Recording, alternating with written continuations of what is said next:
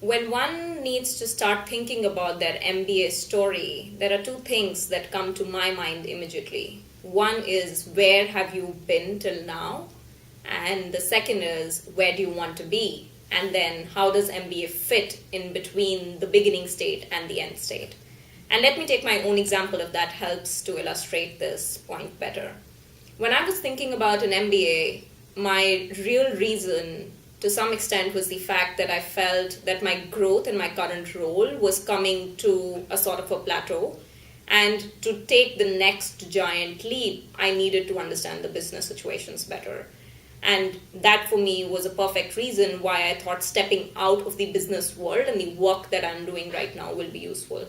Whether it would be MBA or not was not very clear to me, but it felt like a very natural choice since I was enjoying the business environment, and that is where I wanted to enhance my skills.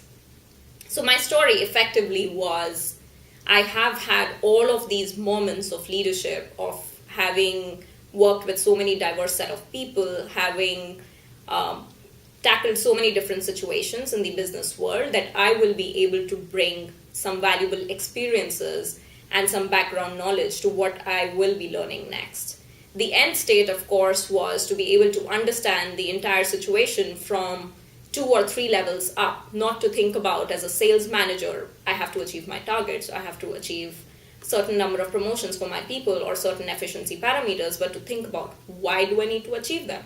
Why does it make sense for an organization to set targets a certain way? Why did it make sense for the CEO of my company to be setting strategies in a certain fashion?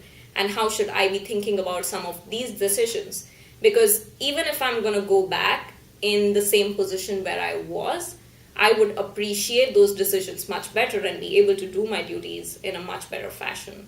So if the beginning state and the end state really differ by that hunger for knowledge and that appreciation for why senior management makes that decision that it does, MBA fits in perfectly. And that should be your story.